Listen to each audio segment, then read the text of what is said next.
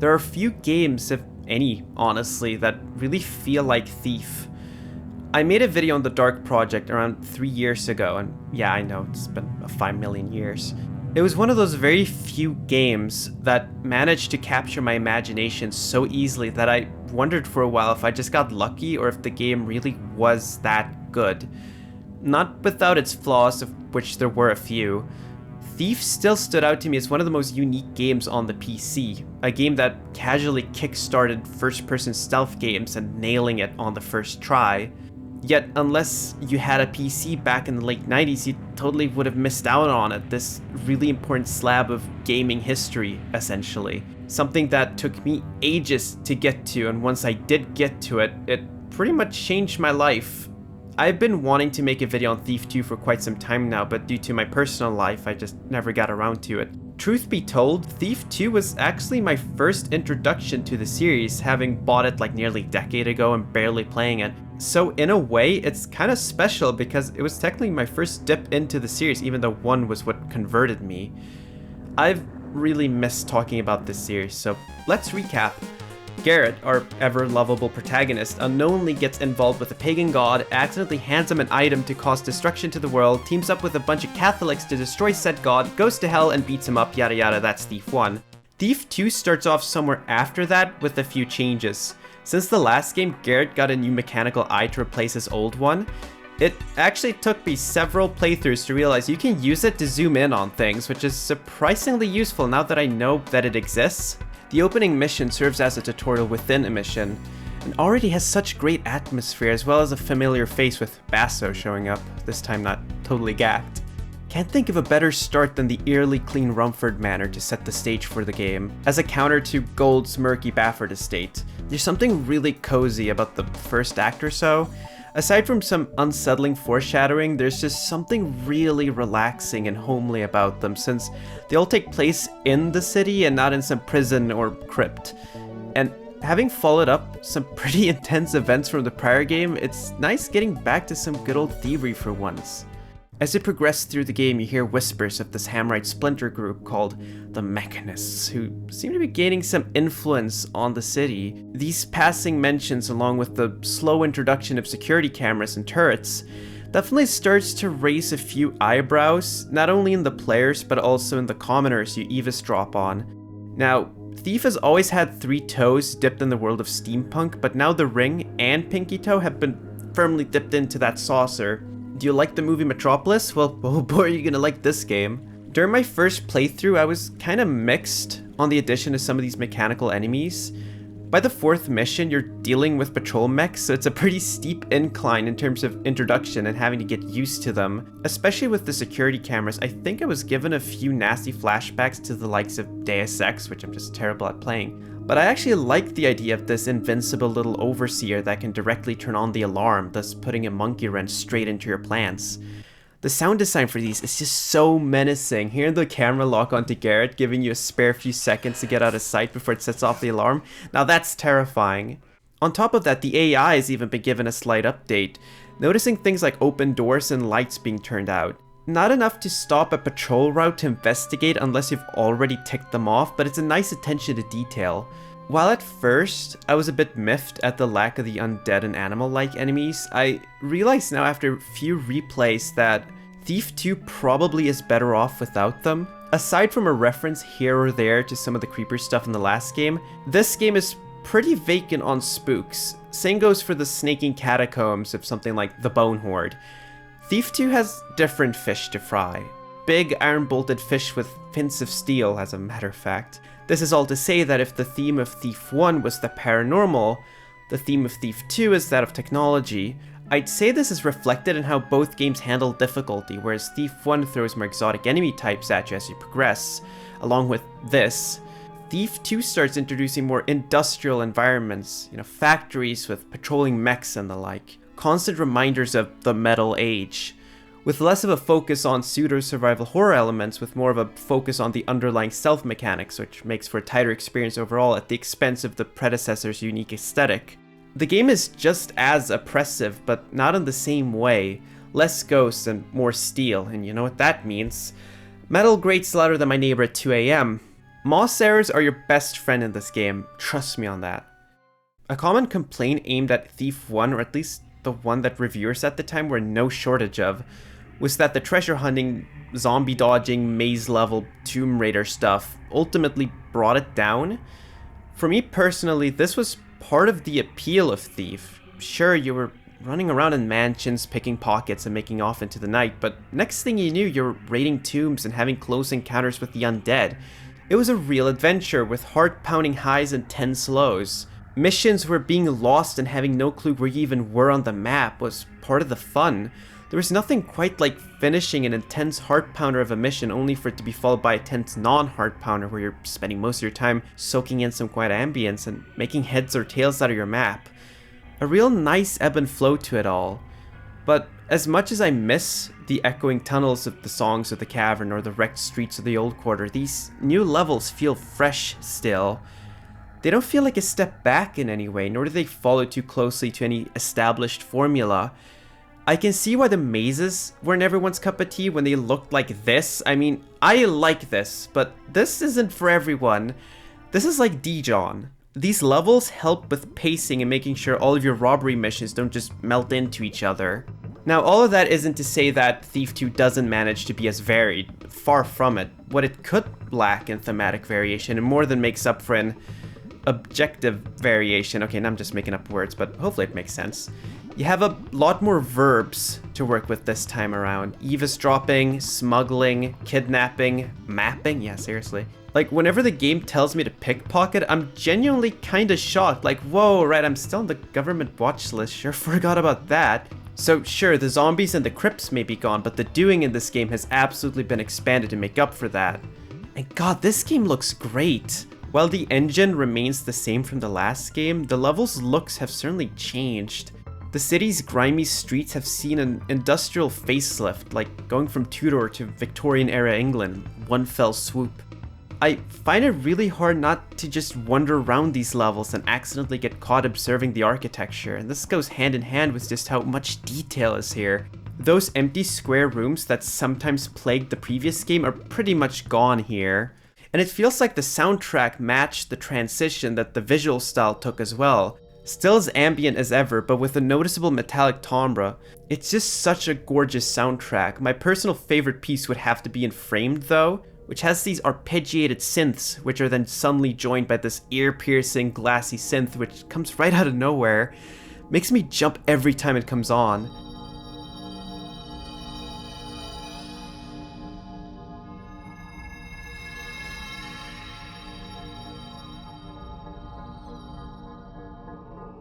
I really appreciate how much personality these games have in the audio department. Like, the voice acting is just as memorable as ever, but the music never settles for boring and always goes the full 5 miles to immerse you. Also, shoutouts to the best level having the most terrifying 8-tonal string section I've heard in a video game.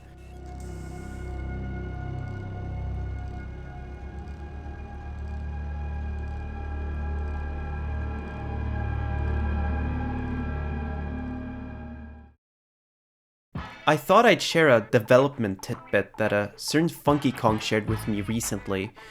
Allegedly, the levels in the Metal Age were designed before the plot, unlike the Dark Project where the level design was based around the plot, which is written beforehand. I find this difference fairly negligible to the quality of the game though. The plot doesn't feel like an afterthought. It takes a few missions for Garrett to get reeled in by everything, but unlike the first game, there's a more traditional 3-act structure in place. Plenty of foreshadowing, whether in dialogue or in plain sight, sets up later missions perfectly. In the cargo mission, for instance, you can come across a workshop full of strange electronics, which you will encounter in functioning condition by the third mission, along with the mechanists trying to politically infiltrate the city guard. Once it kicks in, every mission feels vital to the plot, and it's all building up to something. The foreshadowing aspect isn't too terribly new, since in the Dark Project you get little hints early on in regards to the world, the trickster, and what have you, but during my first playthrough I thought all of that was just window dressing. Yeah, I know, I'm a bit stupid. It honestly caught me by surprise when all of that superstition talk from the builders came into effect and became the main plot. It was pretty neat. The game really pulled a fast one on me, which is, fitting. And for a player with an IQ beyond the single digits, taking note of the cutscene text and bracing for an eventual plot twist must be pretty satisfying. In Thief 2, when the characters talk loudly about the mechanist and the soot spilling into the sky, it's hard not to assume that's the main plot and that's the thing you should be worrying about, although I'm probably just battle-hardened from the previous game. Regardless of that, you still gotta keep on your toes. These missions are still sly enough to throw your objectives straight out of the window and introduce a new obstacle when it feels like it. On that note, I feel that Gold's levels often spoke for themselves, especially in the second half where you'd probably expect them to be more thematically linked. Since the plot at that point is a collect the MacGuffins quest, the designers could just have every level be an opera house or what have you. And give those levels their own story that deviates from the plot without it slowing down the game too much. From the Haunted Cathedral until Escape, the levels could really go in any order. In the Middle Age, on the other hand, once you're at mission 3, every mission is driving you to the next plot point. I can't think of any that feel like diversions in any way, outside of the first 2 missions being pretty relaxed. A good chunk of these missions don't even have loot quotas, which keeps the main objectives feeling urgent. We're talking 6 out of 15 missions compared to Gold's whopping 11 out of 15. What, is Garrett's landlord feeling generous all of a sudden? Also, did I mention that this game has a really cool villain? God damn it, I guess I forgot. Well, Karis of the Mechanist is certainly up there when it comes to royally messed up antagonists. Never mind Constantine's behind-the-scenes scheming antics. Karis makes it pretty clear from the get-go that he's messed up and you should probably do something to stop him. Early on, the city guards seem suspiciously out for Garrett, more so than usual anyway, ambushing him at a tavern and issuing a search warrant on his apartment. That definitely raises a few eyebrows. Fast forward to an inconspicuous meeting between Sheriff Truart, who's already been mentioned as a bit of a tyrant, and Karis, and yeah, these guys are definitely evil. How evil? Well, kidnapping street scum, turning them into robotic servants, and using them as brainwashed labor. That's gonna be trouble. Karis and the city guard make for compelling bad guys, and have really grown on me over the years. Constantine's plan on getting the eye and the MacGuffins is kinda sketchy right off the bat, but getting to actively disrupt Karis' schemes while uncovering them is so much fun in concept alone. I mean, we're talking about a guy who writes scriptures about himself like he's some Christ-like figure in his Art Deco Fortress of Doom. And for the remainder of the game, you're inches away from getting him, only for him to slip away at the last second.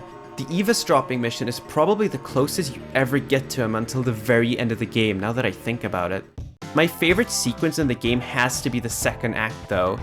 Eavesdropping really gives you a glimpse of what the Mechanists are in comparison to the Hammerites, on top of being the first close encounter with them on their own turf. Complete with the steel plating and machinery everywhere, you really get a good look here into how the Mechanists split off from the Hammerites.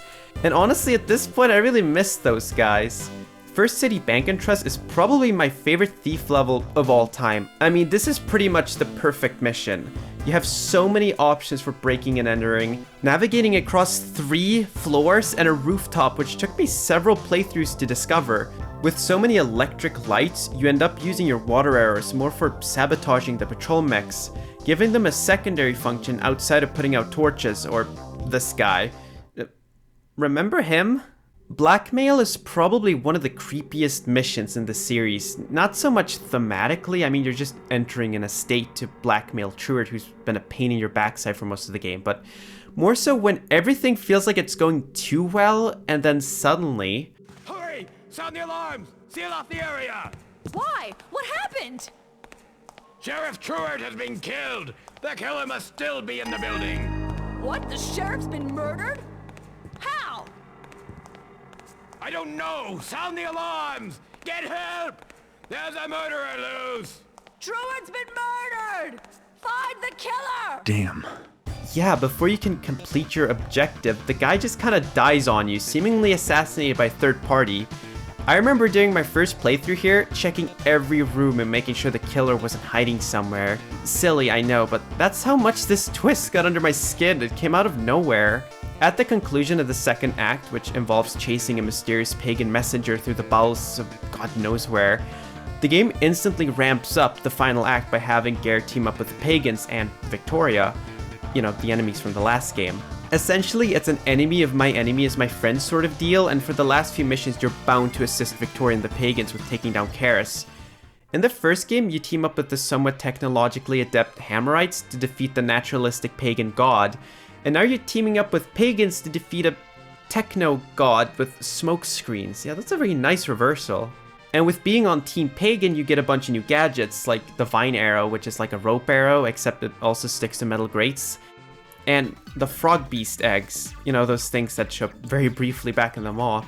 Anyone else really disappointed by these little guys? I tend to play on expert, so I see no reason to use them since they have the possibility of killing enemies. Same can be said about the mines for that matter, but still. Really cool idea though, having these little critters that can distract enemies and cause some mayhem, I guess.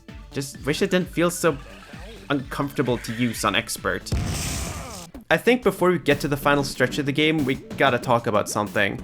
See, Thief 2 had somewhat of a troubled development. Started off well enough, but by late development, things had to be cut. This game was rushed, although the quality of most of the game would probably lead you to think otherwise, but it starts to show during the final act. It starts strong with Precious Cargo and Kidnap, first mission where you disembark on an island that used to serve as a pirate's cove only to discover that it's housing a secret mechanist base. And then the second mission where you end up in the Lost City in the first game and have to kidnap a mechanist priest for interrogation. Very eerie mission, seeing a familiar location except desecrated by machinery. But then it all screeches to a halt with Casing the Joint, a mission where you case a joint and prepare for a heist in the next mission, which takes place in the same location, so it's an immediate repeat. Never mind the fact that you're not allowed to get spotted by any guards your first time through, or that a fancy mansion this late into the game is really not all that exciting for a late game location. The pacing that this game established so well just went straight out the window. At this point, you've seen Truart murdered, infiltrated the Mechanist HQ, and then kidnapped Brother Cavador who spills the beans on the Mechanist plan. 3 major story beats. At this point, I'm clamoring for a conclusion because I have the attention span of a goldfish, apparently. And these 2 missions just aren't fun. We already know from the previous mission where Karis is and what he's up to, putting his mass service as people's homes, wiping out all human life with his recently discovered rust gas. Yet the next 2 missions are just spent obtaining items we need to stop him with no surprises to be had. No mid-level objective change up like in Blackmail or whatever, nothing of the sort. The objective you get at the start of the mission is what you have at the end of the mission, and I seriously had to force myself to record these. I was so bored. For reference sake, since I can't get enough of making comparisons apparently, in Thief 1, once you get the eye and return to Constantine, the next 3 missions are spent escaping his haunted house, teaming up with the Hammers back at their temple, which could be seen as a semi-repeat, but it works, and then finally entering Hell. I may have my qualms with escape, but these missions feel unmistakably urgent and make for a good final act. And Strange Bedfellows totally throwing off the player with what seems like a repeat mission at first is just brilliant. Thief 2 just kind of stops in its tracks. It's got insane momentum going for the middle act, but then trips straight off the tracks and hits a wall. No doubts this had to do with the publisher essentially holding a gun against Looking Glass's head in case they missed that deadline by 1 nanosecond. Something which also unfortunately shows in the Soulforge, the final level of the Looking Glass era Thief games, the final statement by the studio before moving on to Ion Storm, and the wrap-up of these 2 legendary PC classics, and I'm not really sure how to go about this. What we have to dig into here is a behemoth of a level, and I really do mean behemoth. The Soulforge is no doubt a great culmination of what's been happening in the game, being the most oppressive feeling level so far. It's an ambitious, sprawling piece of work, and we're talking a level that makes the Lost City look like a McDonald's playground in comparison. And well, that's sort of where my issue begins. By the final stretch of the game, I'm just exhausted. Like having to run a marathon after kayaking. I know it's probably more so an issue with me than with the game. I always struggle with getting through the final bits of games, but those 2 missions from early certainly didn't help. I definitely prefer the bait and switch finale of Dark Project, where you enter the mall and pretty much everything that you've come to expect of a mission gets flipped on its head. It pulled a Zen, and while not exactly putting any of the game's strengths on display, the themes of the supernatural did reach a satisfying culmination by the end. It didn't overstay its welcome and it was memorable. It probably helped that the preceding missions built on that pacing and made the finale so much more satisfying. And Soulforge certainly is memorable and intimidating enough for a final level. Vittoria getting killed during the infiltration and Karis taunting you over the speakers, it's hard not to get invested initially, but it really doesn't do anything for me as I try to, play it. I'm sure one day I can find it in myself to enjoy this mission and take the Soulforge pill, but for now it's probably one of my least favorite moments in the series, and something that I either force myself through or skip entirely. Probably not the most positive way to end a video, but regardless, pretty much everything else about this game is spot on, and hey, the ending? God, that sends chills down my spine. Such a great way to close out the game after 3 hours of decomposing in front of my monitor. Karis tries to carry out his plan, only to be blessed by the breath of the builder, so to say, having his own rust gas wipe him off the face of the earth. A disillusioned Garrett is approached by a keeper who very unsubtly hints at a possible sequel, and that's that. With the end of Looking Glass Studios came a brief end to the Thief series, although we were given a hint for a Thief 3 that wouldn't happen for quite some time. That Thief 3 idea would go on to become a game I'll eventually talk about, but that's for another day. So, Thief 2. Although it strays away from some of the elements that I adored in the Dark Project, the new here that the game brings to the table is so focused and works so well with the game's mechanics. It's the same engine, but it's not the same road being traversed, so in a sense you're getting a similar experience but with a totally different flavor, different inspiration, different everything. It's really hard to find something to scratch that specific itch that Thief tends to leave me with when I'm finished with one of the games, which is why I'm so glad that these games are so replayable. And speaking of which, I think it's time for me to try and give it another replay.